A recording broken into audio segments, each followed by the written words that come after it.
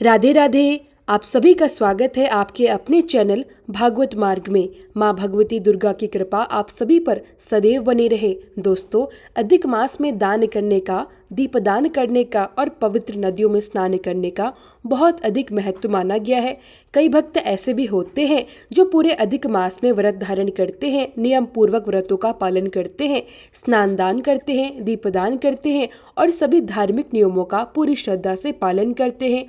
इसके साथ ही वे पुराणों का पाठ करते हैं, अधिक मास का महात्म्य सुनते हैं, कथाएं सुनते हैं, मंत्रों का जाप करते हैं। मतलब बहुत से भक्त अपनी श्रद्धा, अपनी क्षमता और अपनी सामर्थ्य के अनुसार अनेक शुभ कार्य करते हैं। लेकिन दोस्तों, कई ऐसे भक्त भी होते हैं जो किसी कारणवश पूरे अधिक मास में कोई भी स्नान दान का नियम नहीं ले पाते या फिर किसी प्रकार का दान नहीं कर पाते, दीपदान नहीं कर पाते। तो ऐसे में जो ये अंतिम 5 दिन होते हैं, एकादशी से लेकर अमावस्या तक, इन 5 दिनों में अगर आप कुछ भी नहीं कर पाते तो सिर्फ मालपुए का दान अगर आप करते हैं तो इतने मात्र से ही पूरे कार्तिक मास का फल आपको प्राप्त हो जाता है। यहाँ तक कि शास्त्रों में कहा गया है कि अधिक मास में अगर कोई भी मनुष्य मालपुए का दान करता है तो उसे पृथ्वी दान करने जितना पुण्य फल प्राप्त होता है।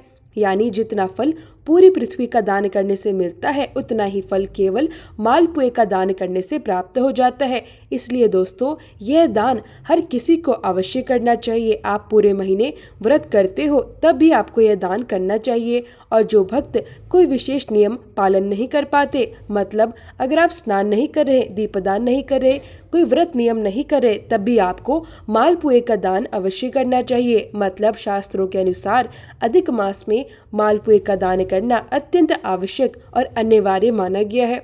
तो ऐसे में इन 5 दिनों में यानी एकादशी से लेकर अमावस्या तक आप मालपुए का दान जरूर कर दीजिए। अब मालपुए का दान करने को लेकर बहुत से भक्तों के प्रश्न हमारे कमेंट बॉक्स में आए हुए हैं, जैसे कि अगर हमें मालपुए का दान करना है तो इन 5 दिनों के भीतर किस दिन करना चाहिए, किस समय करना चाहिए, किसे दान करना चाहिए, क्या ऐसे ही स्वरूप में लोगों को बांट दें या किसी ब्राह्मणों को दें या मंदिर में अर्पित करें, आखिर किस प्रकार से दान करना चाहिए। और दोस्तों, बहुत से भक्त यह भी जानना चाहते हैं कि आखिर कौन से मंत्र के द्वारा आपको यह दान करना चाहिए। क्या 33 की संख्या में ही मालपुए का दान करना आवश्यक है, इससे कम या ज्यादा नहीं कर सकते। इस प्रकार के बहुत सारे संशयों और प्रश्नों से भरे हुए कमेंट्स हमें लगातार प्राप्त हुए हैं।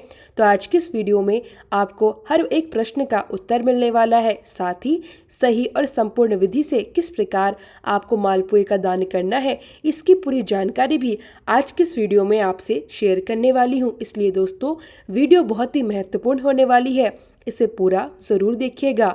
अगर वीडियो अच्छी लगे तो इसे लाइक भी जरूर कीजिए, क्योंकि आपके लाइक्स और आपके कमेंट्स मेरे लिए बहुत ही महत्वपूर्ण होते हैं।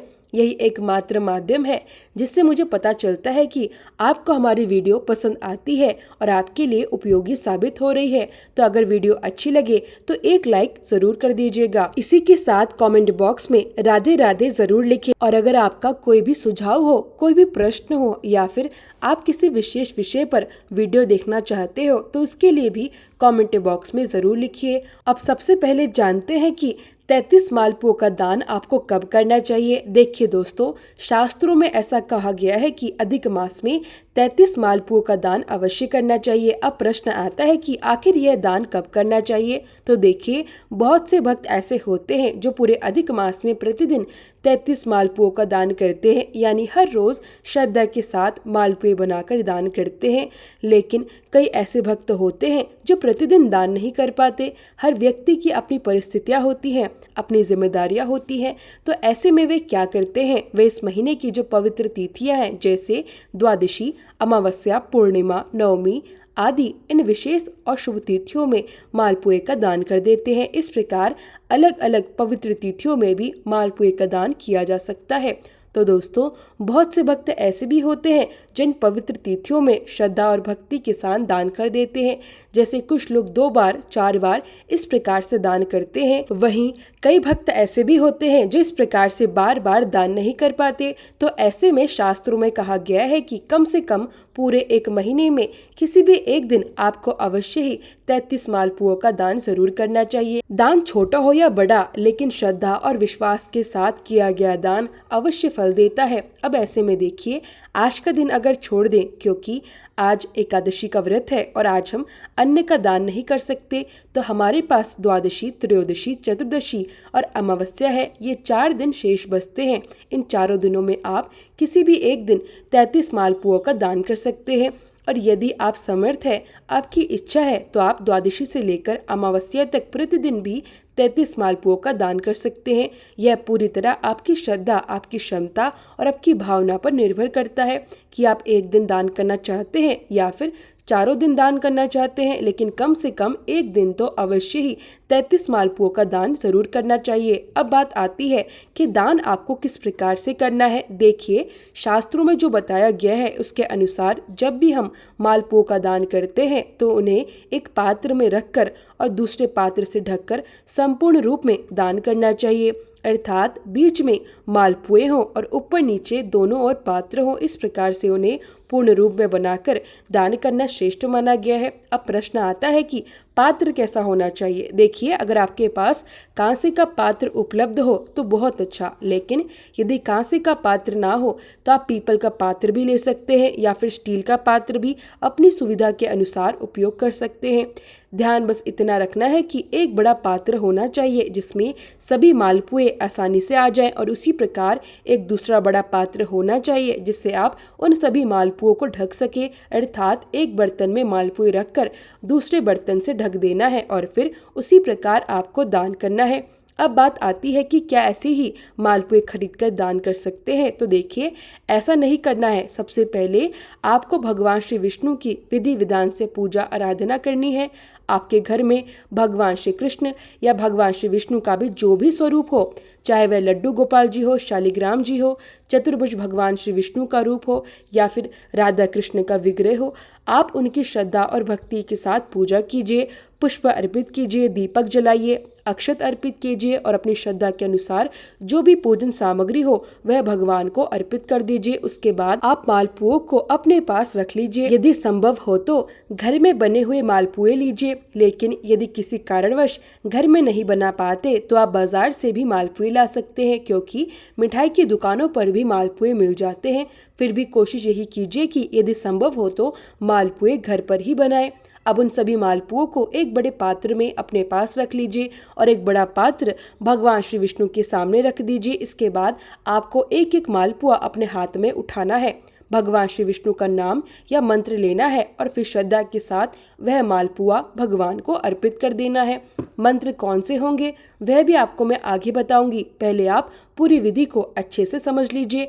तो आपको एक एक मंत्र बोलते हुए अपने हाथ से एक एक मालपुआ उठाकर भगवान श्री विष्णु को अर्पित करना है। जब सारे मालपुए भगवान को अर्पित हो जाएं, तब आपको उन पर तुलसी का एक पत्ता रख देना है। इसके बाद भगवान श्री विष्णु के सामने हाथ जोड़कर बहुत विनम्र भाव से प्रार्थना करनी है, हे श्री हरि विष्णु, आप कृपया करके यह मालपुए का भोग स्वीकार कीजिए। अपनी शक्ति और अपनी सामर्थ्य के अनुसार जो भी सामग्री मैं आपको अर्पित कर पाया हूँ, कृपया उसे स्वीकार करें। मुझे पूजा की पूरी विधि नहीं आती, मैं अज्ञानी हूँ, मुझे आपको अर्पण करने का सही तरीका भी नहीं आता। पूजा में मुझसे बहुत सारी भूलें और गलतियां हुई होंगी, लेकिन फिर भी मुझे अपना छोटा भक्त समझकर मेरी यह पूजा, मेरी प्रार्थना और मेरा यह भोग स्वीकार कीजिए। मुझ पर अपनी कृपा बनाए रखिए और मेरे समस्त दोषों तथा सभी दुखों का निवारण कीजिए। इस प्रकार से आपको भगवान श्री विष्णु से भावपूर्ण प्रार्थना करनी है और श्रद्धा के साथ मालपुए अर्पित करने हैं। और देखिए, एक बात का विशेष ध्यान रखिए कि मालपुए पर तुलसी का पत्ता अवश्य रखना है, क्योंकि भगवान श्री कृष्ण किसी भी भोग को तब तक पूर्ण रूप से स्वीकार नहीं करते जब तक उसमें तुलसी दल अर्पित न किया जाए। इसलिए तुलसी का पत्ता अर्पित करके ही आपको भगवान को भोग लगाना है। इसी के साथ जब भी हम भगवान श्री विष्णु की कोई विशेष पूजा करते हैं तब दक्षिणा अवश्य रखनी चाहिए। मैं आपको हमेशा यही कहती हूँ कि पूजा में श्रद्धा के साथ दक्षिणा का भी विशेष महत्व होता है। और मुख शुद्धि के लिए आपको पान भी अर्पित करना चाहिए। इसलिए एक मीठे पान का बीड़ा तैयार करके भगवान श्री विष्णु के पास रख दीजिए। जब भोग अर्पित हो जाए उसके बाद वह पान भी भगवान को समर्पित कर दीजिए। साथ ही दक्षिणा स्वरूप कुछ पैसे भी अवश्य रखिए। अपनी क्षमता और सामर्थ्य के अनुसार आप जितनी भी दक्षिणा देना चाहते दे सकते हैं। यह पूरी तरह आपकी श्रद्धा, आपकी भावना और आपके सामर्थ्य पर निर्भर करती है। पूजा पूर्ण करने के बाद सबसे पहले श्रद्धा और विनम्रता के साथ क्षमा प्रार्थना अवश्य करनी चाहिए। इसके बाद आपको यह सारी सामग्री दान करनी होती है। अब यहाँ बहुत से भक्तों के मन में एक प्रश्न उठता है, आखिर यह दान किसे करना चाहिए। बहुत सारे भक्तों के प्रश्न आए कि हम किस प्रकार मालपुए उठाकर एक एक व्यक्ति को दे सकते हैं, जैसे प्रसाद की तरह सभी में वितरित कर देते हैं। देखिए, करने को तो आप कुछ भी कर सकते हैं, सबको वितरित भी कर सकते हैं और उसमें कोई दोष भी नहीं माना जाता। लेकिन जब हम किसी वस्तु को विधि विधान से एक पात्र में रखकर दान करते हैं तो उसका तरीका अलग माना जाता है। मतलब आपको ये जो मालपुए दान करने हैं उन्हें संपूर्ण रूप से एक ही पात्र में रखकर फिर दूसरे पात्र से ढककर दान करना है। इसलिए इस प्रकार से संपूर्ण लगाकर आप हर व्यक्ति को अलग अलग नहीं दे सकते। तो अब प्रश्न आता है कि क्या करना चाहिए। आपको यह संपूर्ण दान किसी एक ही योग्य व्यक्ति को करना चाहिए और शास्त्रों के अनुसार यह दान किसी ब्राह्मण को करना श्रेष्ठ माना गया है। हाँ, यदि आपको बांटना ही हो तो आप इन्हें प्रसाद के रूप में चढ़ाकर लोगों में बांट सकते हैं, इसमें कोई दिक्कत नहीं है। लेकिन यहाँ जो 33 मालपुओं का विशेष दान बताया गया है, इसे एक विशेष महादान कहा गया है जो अधिक मास में किया जाता है और विशेष फल देने वाला माना गया है। इसलिए आप क्या करें, सभी 33 मालपुए एक पात्र में रख दीजिए, फिर उसे दूसरे पात्र से ढक दीजिए। इसके साथ दक्षिणा भी रखिए और पान का जो बीड़ा आपने अर्पित किया है उसे भी इसी में शामिल कर दीजिए। इसके बाद श्रद्धा के साथ किसी ब्राह्मण को जाकर यह दान कर दीजिए। आप चाहे तो किसी छोटी मंदिर के पुजारी को यह दान कर सकते हैं या फिर कोई ऐसे कर्मकांड ब्राह्मण जो आपके आसपास रहते हो, जो पूजा पाठ करता हो और जिसकी आजीविका ही पूजा पाठ से चलती हो, ऐसे लोगों को भी आप इस मालपुए का दान कर सकते हैं। अब बहुत से भक्तों के मन में एक और प्रश्न आता है कि क्या हमें केवल 33 मालपुओं का ही दान करना चाहिए, क्या इससे कम या ज़्यादा नहीं कर सकते।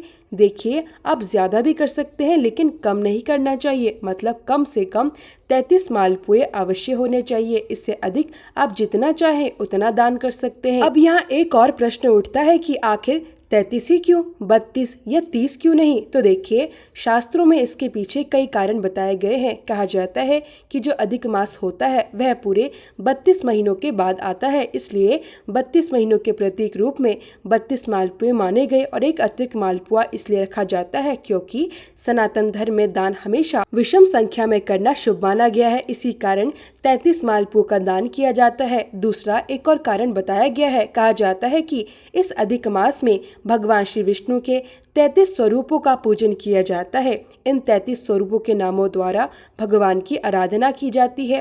पुराण पुरुषोत्तम यही इस महीने का अत्यंत पवित्र नाम बताया गया है और इस महीने का महामंत्र बताया गया है, ओम नमो भगवते पुराण पुरुषोत्तमाय नमः। इस मंत्र के द्वारा भगवान श्री विष्णु की पूजा की जाती है। साथ ही भगवान श्री विष्णु के 33 स्वरूपों और अवतारों का स्मरण भी किया जाता है।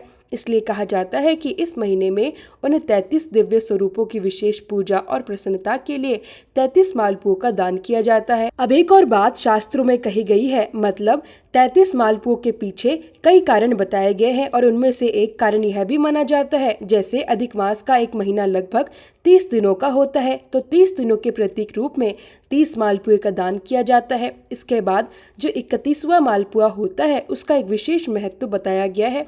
शास्त्रों में कहा गया है कि यदि हम किसी बहन या बेटी के घर जाकर भोजन करते हैं तो उसे दोष माना गया है। मतलब विशेष रूप से बेटी के घर का अन्न ग्रहण नहीं करना चाहिए, चाहे अपनी बेटी हो या छोटी बहन। उनके यहाँ जाकर भोजन करना शास्त्रों में उचित नहीं माना गया है, लेकिन कई बार परिस्थिति या प्रेमवश हम ऐसा कर लेते हैं। इसलिए यदि कभी हम ऐसी जगह भोजन कर लेते हैं तो उसके दोष के निवारण के लिए 31वां मालपुआ अर्पित किया जाता है। अब बात आती है 32 मालपुओं की। कहा गया है कि यदि हम किसी संत, गुरु, साधु, सन्यासी, सत्पुरुष या किसी ब्राह्मण के घर जाकर भोजन कर लेते हैं तो उसका भी एक सूक्ष्म दोष माना जाता है। हालांकि कई बार अनजाने में, परिस्थितिवश या जानकारी के अभाव में ऐसी बातें हो जाती हैं। इसलिए यदि कभी हमने किसी का अन्न ग्रहण किया हो तो उसके दोष के निवारण के लिए 32वां मालपुआ अर्पित किया जाता है। अब बात आती है 33 मालपुए की। 33वें मालपुए का दान इसलिए किया जाता है क्योंकि कई बार ऐसा होता है कि हमें जानकारी नहीं होती और अनजाने में हम ऐसे स्थान पर भोजन कर लेते हैं जहां सूतक लगा होता है।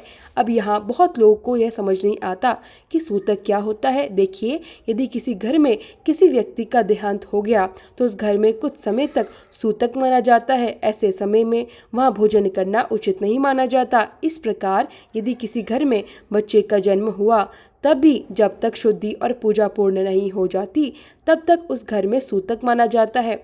ऐसी स्थिति में यदि हम जानबूझकर या अनजाने में वहां से भोजन कर लेते हैं तो उसका दोष हमारे ऊपर माना जाता है। इसी प्रकार के सभी ज्ञात और अज्ञात दोषों के निवारण के लिए 33वें मालपुए का दान किया जाता है। इसलिए शास्त्रों में 33 मालपुए के दान का इतना विशेष महत्व माना गया है।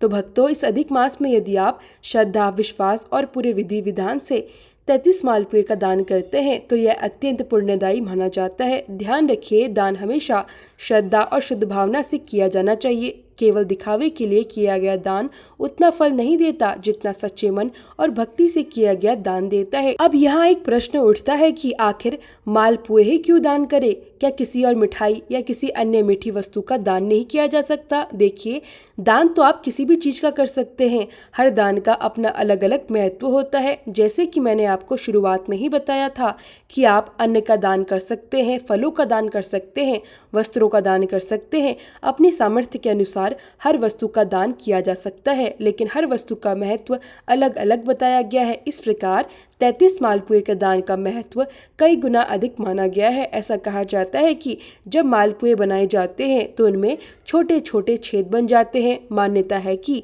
मालपुए का दान करने से हमारे पितर, हमारे पूर्वज यदि किसी भी प्रकार के कष्टदायक योनि में हो, जिसे नरक योनि कहा जाता है, तो उन्हें उन कष्टों से मुक्ति प्राप्त होती है। अर्थात मालपुए के दान से पितरों को शांति और मुक्ति मिलती है। इसलिए पितरों की तृप्ति और उनकी मुक्ति के लिए यह कार्य अवश्य करना चाहिए। जब हमारे पितर प्रसन्न होते हैं, देवता प्रसन्न होते हैं और स्वयं भगवान श्री हरि विष्णु प्रसन्न होते हैं, तो सोचिए हमें कितना अधिक शुभ फल प्राप्त होता है। अब एक और महत्वपूर्ण प्रश्न आता है कि मालपुए का दान किस समय करना चाहिए, सुबह या शाम, और भगवान को मालपुए कब चढ़ाने चाहिए? देखिए, आप किसी भी समय भगवान की पूजा करते हैं, चाहे सुबह करें या शाम, उसी समय भगवान को मालपुए अर्पित कर सकते हैं।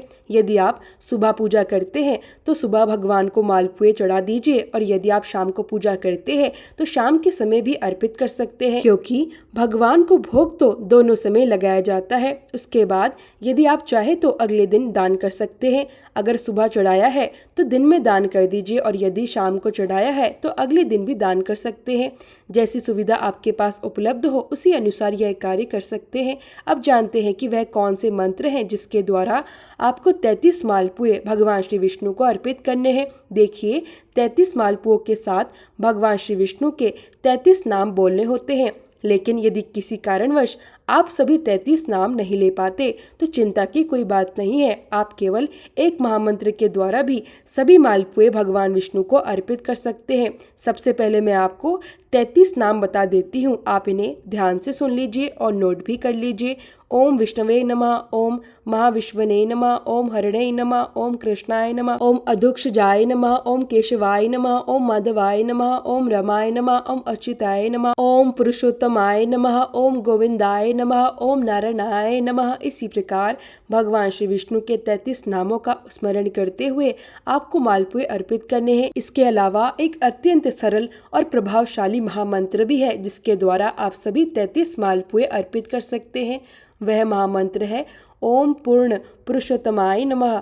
अब आपको क्या करना है, एक मालपुआ हाथ में लीजिए और भगवान को अर्पित करते समय बोलिए ओम पूर्ण पुरुषोत्तमाय नमः। फिर दूसरा मालपुआ उठाइए और दोबारा यही मंत्र बोलिए ओम पूर्ण पुरुषोत्तमाय नमः। इसी प्रकार एक एक करके 33 मालपुए भगवान को अर्पित करने हैं।